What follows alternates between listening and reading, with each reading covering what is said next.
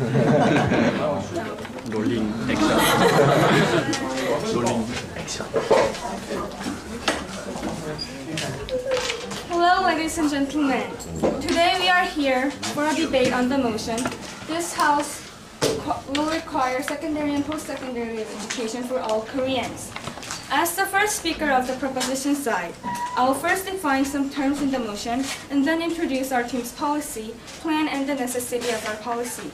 Next, Charan will tell you the benefits and the practicality of our policy, and finally, Jian will summarize our ideas. I will now start with the definitions. First, the term require means demand by the law. Second, the term secondary education can be defined as high school level education in Korea. And post-secondary education means education beyond high school level, including universities and vocational training schools. Moving on, I'll now introduce our team's policy. Our team will have the government provide compulsory secondary and post-secondary education for all Koreans, starting with the remote areas of Korea where government's hand usually don't reach. Here is our plan. On the status quo, according to the 8th article of the Education Act, all Koreans have a right to be educated until middle school. This law, compulsory education on middle school, was enacted in 1985, starting with the most remote areas in Korea. It took 20 years to completely spread the policy throughout Korea, and currently, the ratio of elementary school students continuing education in middle school is over 99.9%. So, our first plan is to follow the successful precedent model to promote secondary and post-secondary education for all Koreans, starting in the remote areas and step-by-step nationalizing it. Our second plan is to expand vocational training in post-secondary education. There are vocational schools in Korea, but it is considered lower level and it is not preferred by the students. However, a dignified vocational schools actually promotes specialization and efficiency. In France, scholastic and vocational schools are quite clearly divided and developed independently. 80% of the students choose to go to a vocational training school because of a high percentage of employment and low education fees. For Plan 2, we will benchmark the strong vocational school system of France. Now I'll prove to you why this policy is so desperately needed by Korea. First, by the 31st article of Constitution of Korea, all Koreans have a right to receive education. While Point of information, sir. No, thank you. While over 99% of students attend high school, there are millions of high school students who are willing to get post-secondary education but can't because they don't have the money to pay the education fee. Our policy is needed to let these Korean students to enjoy their rights to continue their study. Second, Korea's educational system today is all about getting higher score in its exams and getting into a prestigious university, not about finding what a student's real talent is and encouraging the talent. Students today don't know what they want to learn, and Korea loses that much human capital. For example, Chern here is a super math genius, but his mother wants him to enter the law school. And if he goes to the law school, we just lost a genius mathematician. So,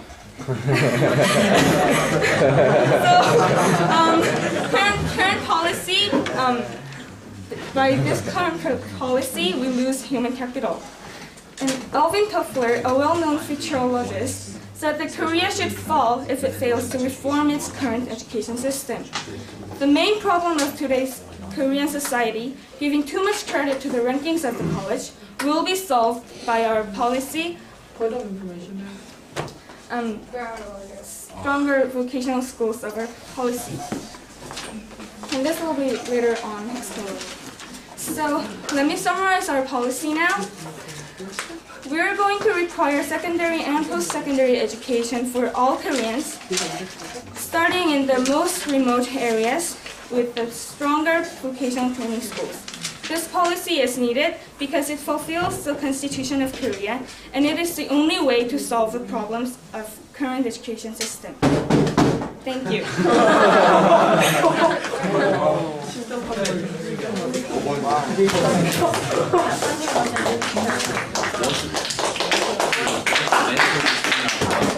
Thank you, sir.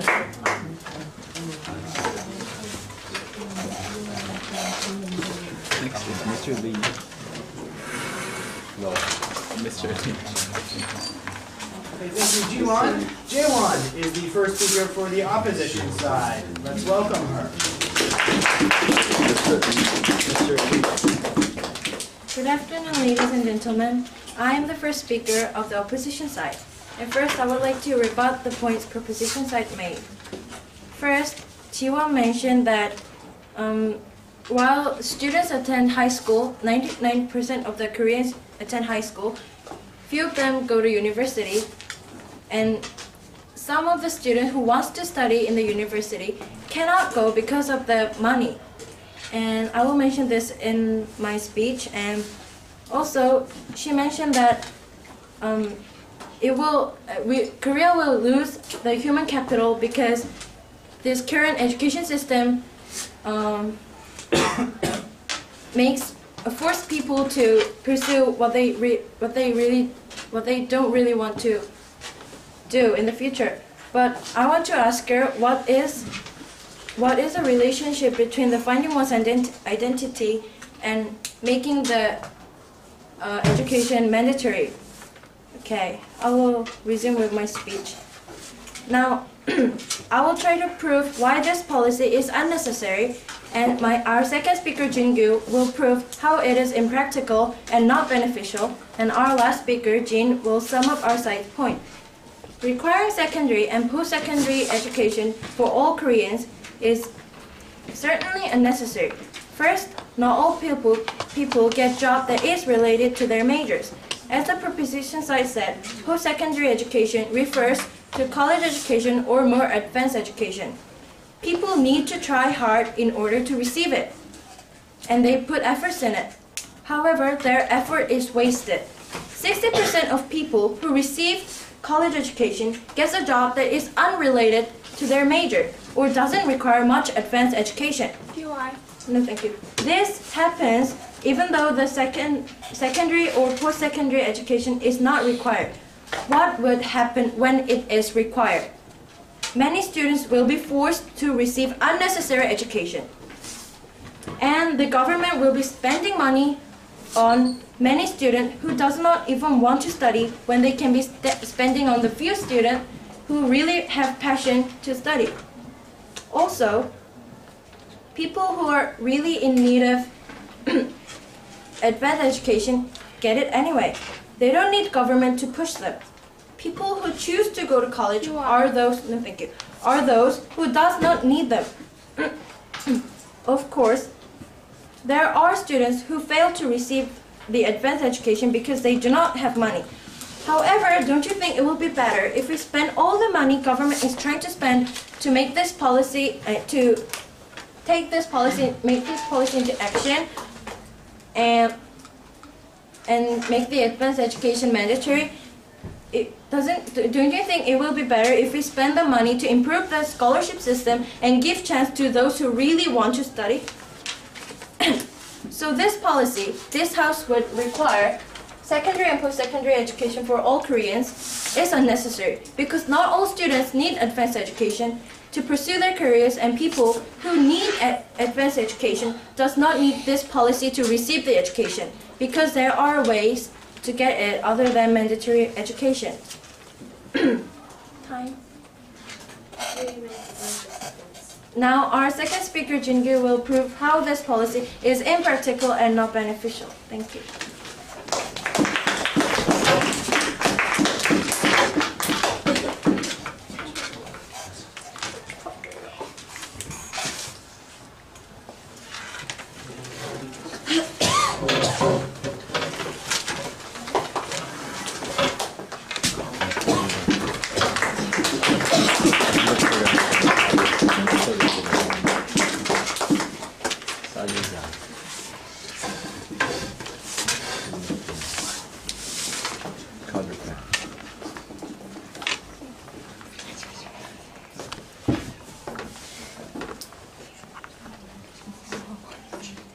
Okay, let's welcome Sheldon.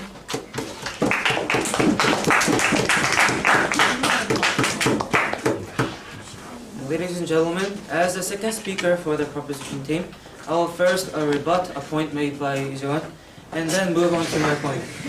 First, she said today's motion is unnecessary because not all can get jobs that they study for. But this is exactly why we are trying to benchmark France and get secondary and post-secondary education for all Koreans. In France, the secondary and post-secondary education is divided into specific vocational schools, so it can directly help their future jobs and their future career life. And this is why we are trying to benchmark France, and this will help their future career. And now, for the practicality, our policy needs to get over the financial obstacle to be practical. Point of information, sir. Thank you. We can get the additional money we need from higher tax and fundings from companies. Some might ask, who will want to pay more tax, and why will companies fund students' education? Well, for the higher tax, who will the tax benefit in the end? Out of all the students, only a few go to the universities that people look up to, like in Korea, for example, Seoul University. The majority of the students will inevitably have jobs that need a vocational education. So the tax that is used, the high tax that the people will have to pay, will be used to develop vocational education that will aid the majority of the students. And for the companies' fundings, today, Korea companies that get students who completed the current mandatory education, the company further needs to train the students before they can use the students for work. Then wouldn't it be better if we just use the money that is used for the educating to be used beforehand in our policy, the secondary and post-secondary mandatory education. The students that hire workers students who will get hired will get fully qualified to work before they get hired by the company, and then also the company will have incentives for the funding, because the companies who funded could choose the students who stand out before the companies that did not fund. Also, the mandatory education of elementary and middle school was very successful, and already 99% of the middle school students enter the high school. If we follow this successful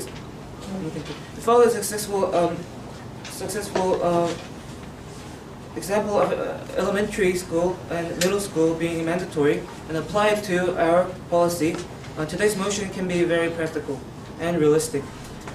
Now, for the benefits, there are three main benefits that we can gain if this policy goes into action. First, it can bring up more educated workforce, which will be of aid to Korea's growth. After the elementary schools became mandatory, the illiteracy rate became almost zero. If we make higher education mandatory, Korea's power will inevitably rise, and its influence in the world will increase. And second, the students can learn what they want and what they are good at if we benchmark the secondary and post-secondary education as of that in France. Like said before, in France it is divided into many groups, many specific groups, so that it will be of direct help to the students' future careers. So it will let them do what they want and what they are talented at. And third, the polarization of the education can lessen by providing similar opportunities for all students by letting them have chance by making it mandatory. This is why we have to make secondary, post-secondary education for all Korean students mandatory.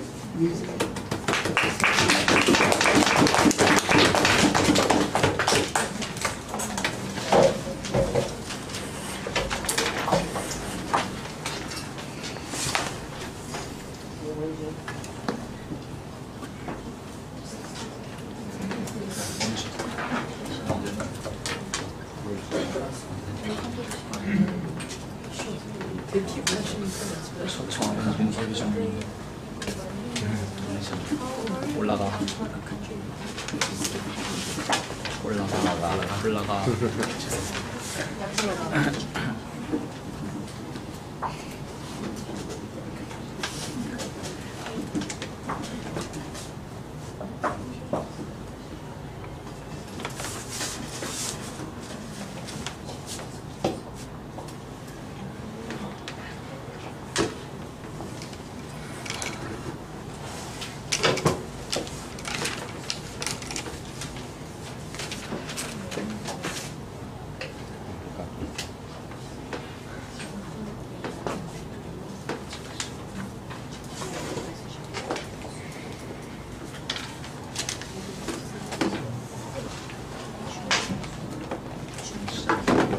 Okay, after Jungyu's speech, we'll hear 2 floor speeches, so be thinking about what you might want to say for either side.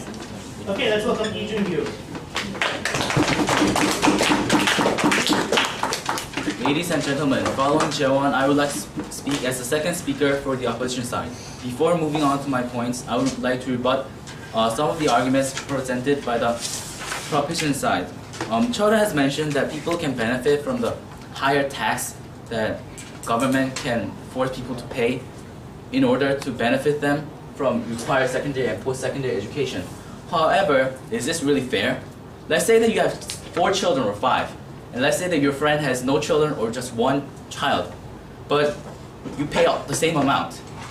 You receive more benefit from the tax. However, your friend with no children or 1 child cannot receive as much benefit as you may receive. Also, they keep mentioning France. However, France does not require secondary or post-secondary education. How can you benchmark France's educational system if it is already completely different from this policy, since they are not required? No, thank you. Now I would like to move on to my points. First, this policy is impractical in a way that it uses up too much money. Even though people may think that Korea is already economically developed enough to support secondary and post-secondary education as required education, this is not true. In order to make secondary, in order to make at least secondary education mandatory or required, we need to have at least 7 to 8% national growth, annual growth of GDP until about 2030 or 2040. Currently, Korea enjoys about 4 or 5% annual increase of GDP. Don't we all know that how hard it is to increase at least 1% of GDP annually if a country is as developed as Korea? Companies have to increase their sales, and companies need to be prepared to endure the currency shocks they may experience, or the stock market shocks they may experience. Also, this policy has a flaw in itself. Currently in Korea, students are not allowed to choose their secondary schools except for some of them. Governments gather all the data about students that attended middle school, and then they assign them to specific high schools that are near their homes. If this happens, those students who have high ability and are willing to study, and the students with low abilities and have no will to study will get shoved into the same classroom. Then the teachers will find it hard to set up the standard complexity of the materials they will teach to these students. If the teacher focuses on the former group, which have higher ability and are willing to study, then the latter group, which does not have as high ability as the former group does, the latter group will fall behind and fail school. However, if the teacher focuses on the latter group, then the former group will get bored of school and then just get bored of school. Why? No, thank you. So let's look at an example. Let's say that the people with high ability can start learning complex calculation. However, people with low ability need to start from addition. Then teacher finds it hard to set up where to teach them. Like, should the teacher start from teaching them addition or multiplication or division? Then the teacher decides to teach them multiplication first. Then the students with low abilities do not understand multiplication because they don't even understand addition. However, the students who have higher ability get bored of school. The flaw is making it required. Because it is required by law, the problem occurs. Why not just leave it as it is right now? Why do we need to pass this policy? Why? Well, thank you. You're out of order. This policy is simply useless and needless. Ladies and gentlemen, please oppose this policy. Thank you.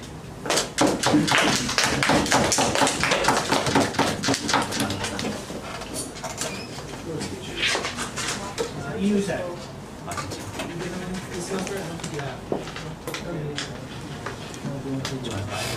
And for which side? Have you given one this semester? I think you have, haven't you?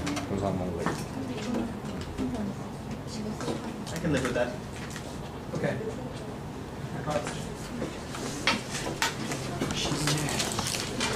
어떻게 돌려야 되지? 이렇게. 아, 재밌다. 응?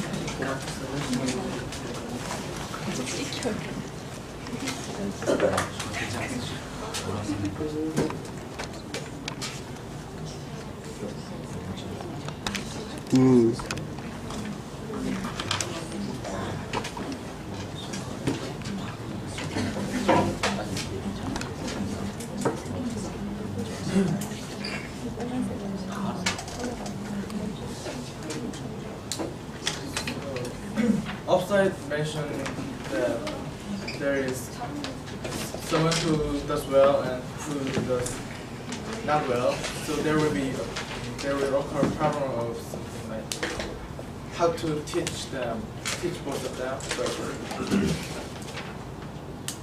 But requiring secondary and post-secondary education doesn't mean that they will also make all the education systems the same. So it's totally different education. It will be totally different education. Thank you.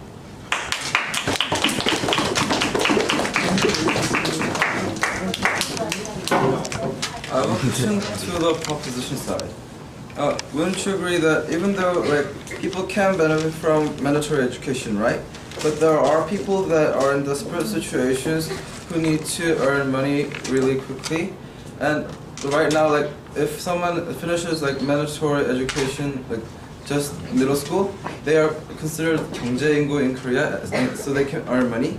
But if you make it mandatory, all these people will have to get education, even though what they really need is quick money that they can earn. Yeah. What do you have to say about that?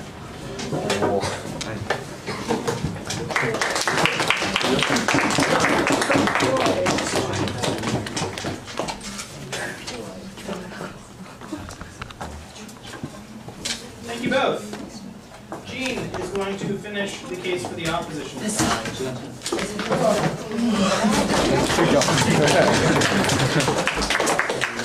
출격.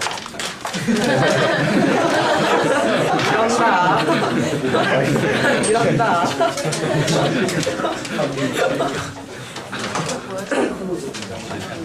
그러죠. 이렇게 출격.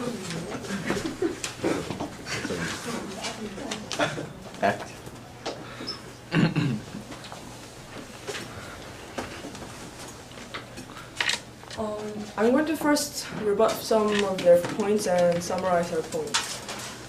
The upside of keep mentioning that for this policy, the company could give money for the secondary and the post-secondary education mandatorily. But the reason company is giving money is for higher quality education to make and grow future workers.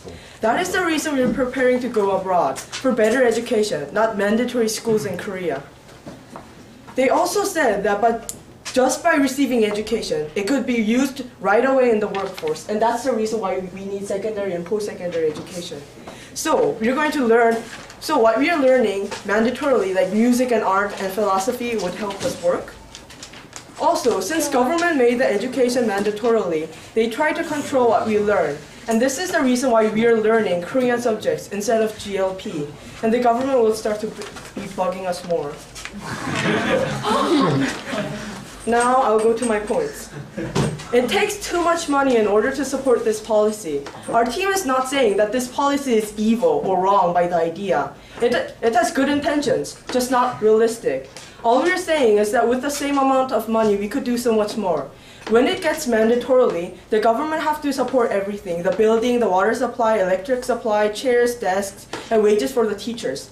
With the estimated $7.8 million, it could be used to orphans who lost their parents, give monetary support to those millions of people with cancer, help develop vaccines to cure people, help those who are starving to death, make a scholarship program foundation, like they said, and help those who cannot study, and even enhance our own inferior high school facilities all over our country.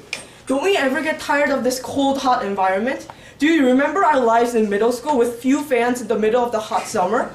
Don't we wish that we had a better toilet, like schools in America? With this money they're going to use for this policy, we could actually make all of this come true. Instead of teaching people who doesn't want to learn, we could help ourselves who want to learn. If these money could be used to enhance what we have now, instead of creating new burdens, it will be more effective use of money. If this policy is so right and perfect and realistic, like they said, why isn't it put to use? When this issue has been talked about since 10 years ago. The reason no country in this world makes secondary, such as universities, necessary is because it is unrealistic and unnecessary. It is unrealistic because to make this policy come true, our government would have to tax our parents 1.5 times more and also go into debts and bankruptcy. Our government is not a money-making institution. Our budget is limited, and the export is also limited to make the money for our country. It is unnecessary because 60% of the high school graduates doesn't need further education. Why should they be forced to learn when they want to work? Instead, please fix our toilets. The concept of education is to learn and learn by will. You cannot make someone learn something unless they want to. You cannot make someone productive by forcing them. What are you going to do? Put a gun through their heads and ask them to be beneficial to society using what they have been forced to learn? Force them to memorize? Putting 100 people who doesn't want to learn and teaching them mandatorily wouldn't do much benefits to our country, especially when we're talking about millions of dollars worth of money. Thank you.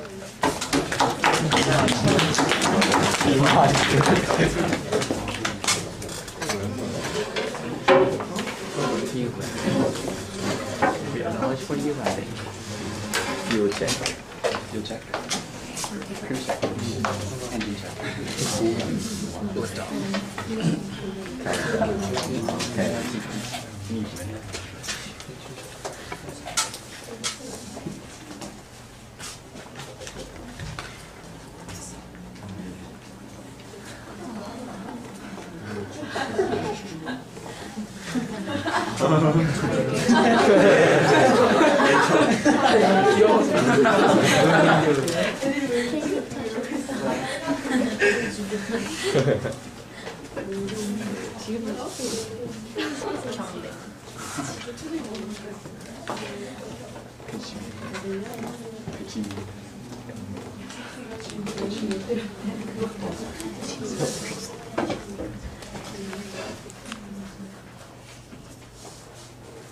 Daewon is the final speaker in the debate. Let's welcome her.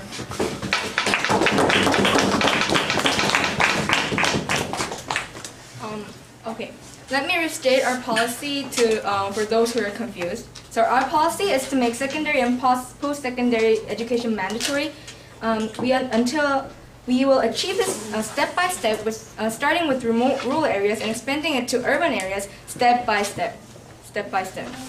Okay. So let me rebut the other team's arguments. First, Daewon said that we do not need this policy because it's actually wasting human capital because people are studying what they don't need. This is exactly why we need this policy. We're saying instead of worrying what university you want to go, instead of worrying what university to go to, instead of worrying whether you can go to university, worry about what you want to do in university. We're allowing you to go to university and giving you the time to think what do I want to learn, what do I want to major, what do I want to do in my future life. Daewon also said that people don't get jobs in their major. Like I explained, this is exactly why we need our policy. This is exactly why you proposed this policy. Also, she also said that people in need of education are already receiving it, and that we're actually pushing people with this policy. That's what the opposition side is saying, but we're not pushing people. We're trying to help them. We're trying to ensure them right education, proper education for people. Also, they also said something about scholarship programs. But why do we need, with this policy, we can meet the aim that scholarship programs are trying to achieve while helping other people who don't need scholarship programs. No, thank you. Also, Junggyu said that higher taxes can be unfair for those who don't have children. Did we say that we will impose the same tax for every single person? No, we can impose different taxes according to their children. Also, they said that why do we keep mentioning French? Because, no thank you. No thank you.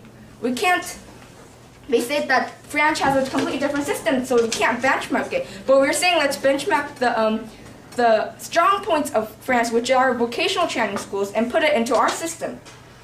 Also, we didn't, they also mentioned that higher level students mixing with normal students can be negative to their abilities.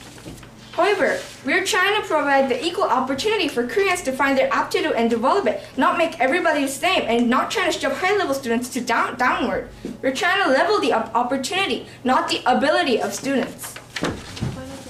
No, thank you. Also, they seem to have about the practicality. They said that it will be really hard because Korea it has to grow their GDP. It takes a long time. It takes a lot of money. That's why we say we should go step by step, starting with the rural areas which are in urgent need of our help, support, and expand it to urban areas eventually. We will expand our education while expanding our economy, while expanding the inefficiencies in education finances, and gradually. Also, they said that it was not realistic. Actually, disabled students in Korea are actually receiving mandatory education to secondary level efficiently.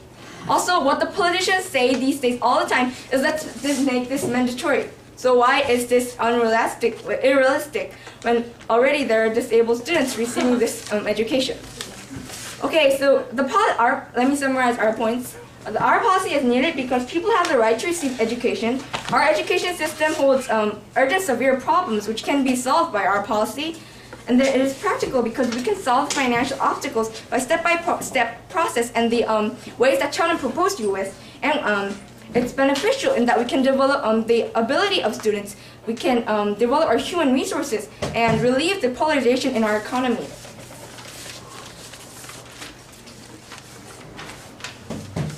Okay, so are you satisfied with our current education? Do you know what you want to do when you go to university? Do you know what you want to do in your future career? Do you know what your major is?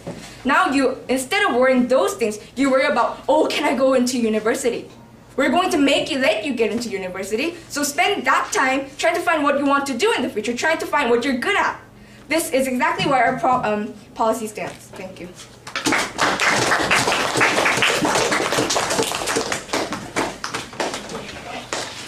Stop the tape.